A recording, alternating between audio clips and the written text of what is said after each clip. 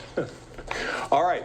We do have early voting in the battleground states. We're just mentioning it. In Michigan, early voting begins Saturday, but in some communities, including Detroit, it is already underway. Both Donald Trump, Kamala Harris have spent a lot of time campaigning for the Mittens 15 electoral votes. Trump and Harris both visiting 13 times, while J.D. Vance has made 8 Michigan appearances and Tim Walz has made 7. Former President Obama just held a huge rally for the Harris campaign on Tuesday, introduced by rapper and Detroit native Eminem. In an average of 9 national polls, Trump and Harris are virtually tied in the Wolverine state. Nationally, more than 18 million voters have cast early ballots, including more than 9 million Democrats and nearly 8 million Republicans. Let's welcome now the mayor of Troy, Michigan, Mayor Ethan Baker. Mr. Mayor, let me ask you your assessment of how things are going in Michigan. It's a very complicated state as I look at it. I mean, you have rural areas, you definitely have urban areas, but you also have areas I want to be careful in how I describe this, but a large Muslim population, which tends to vote watching the Middle East, the developments there. So how are you reading what's going on right now? I think it's a jump ball at this point. And, I'm loath to make sports analogies in politics, but definitely it's really hard to tell. It's hard to get a feel and a pulse of what's going on other than to know that it's very, very tight. And on any given day, it seems like it goes back and forth between the two candidates several times throughout the day. All the things you mentioned are absolutely true. Michigan, like many of the states in our country, have a wide variety of landscapes and types of communities and populations. And so you're going to see certain types of votes. Obviously, Harris is going to do really, really well in Detroit and some of the close suburbs to Detroit. But as you move a little further out, that's where Trump really racks up those votes. And interestingly, though, you mentioned the Muslim population. We do have a large Muslim population, Arab Americans here in the state of Michigan, who have made it very clear that they're either not going to vote for either of the two candidates or they're more likely to vote for Trump from everything I've seen. So I think that's going to play a huge role. And I don't see how the Democrats are really addressing that at this point. And how do you read the unions? Because we know that some at the top have supported Kamala Harris, but there are a lot of rank and file who definitely have come out and said, we support the former president. So how do you read like that portion of Detroit, that portion of Michigan, the union vote? I think you see the rank and file union, some of the polling that was done, they're absolutely going to be with Trump this time. And that is a problem for the vice president. The Democrat presidential candidates always depend on those strong union turnout, especially here in a state like Michigan, where our union residents are such a powerful force. And all the indicators seem to point that the rank and file are supporting Trump this time. And I just don't see how Harris can overcome that in this state.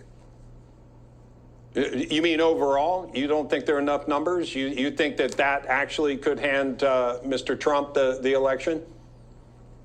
I do, Bob. As I sit here and I'm kind of reading tea leaves and I think about Michigan, if you're losing the Arab American vote, the Democrats not getting that, and if you're losing the rank and file union voters, I think right there that's a huge, several thousands of votes that could potentially sway this election, not just for the state of Michigan, but for the country as a whole. You saw Trump won Michigan in 2016 by 10,000 votes.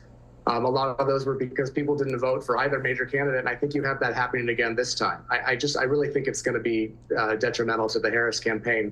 And many people have said throughout this whole process that if whoever wins Michigan is going to win the presidency.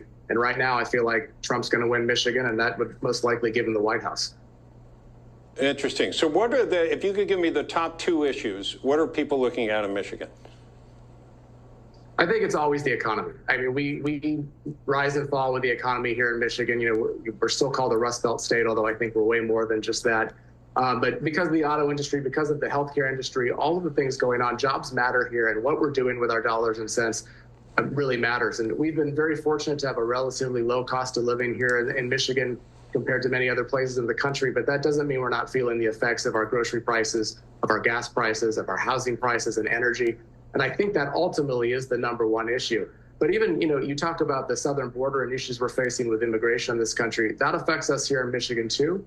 And I think those are the top 2 issues. And you can argue, as many have, there's a lot of other things. But when it comes down to it, I really do think it's the economy and immigration, just like most places in the country.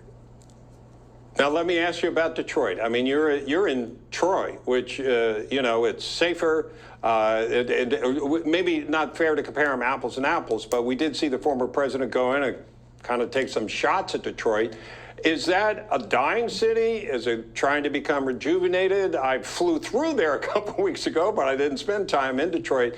So give me your description of how that city is doing. I think it's a mixed bag. It's a very large footprint of a city, which I think is often lost in the conversation.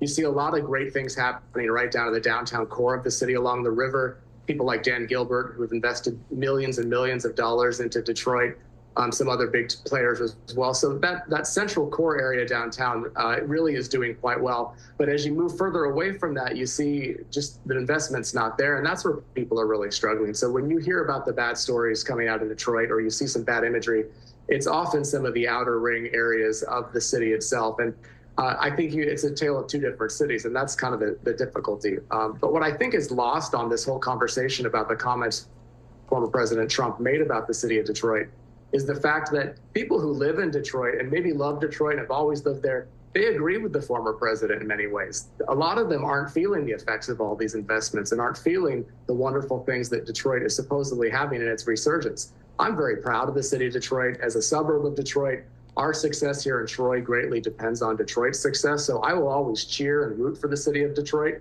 But there are still some fundamental problems that need to be addressed. So we obviously want to make sure it's doing well. And I want to make sure that people do understand, though, that please come to Detroit, come to Metro Detroit. We're doing really well as a region. You can be safe and have a great time. Don't be afraid of everything you hear and see on TV.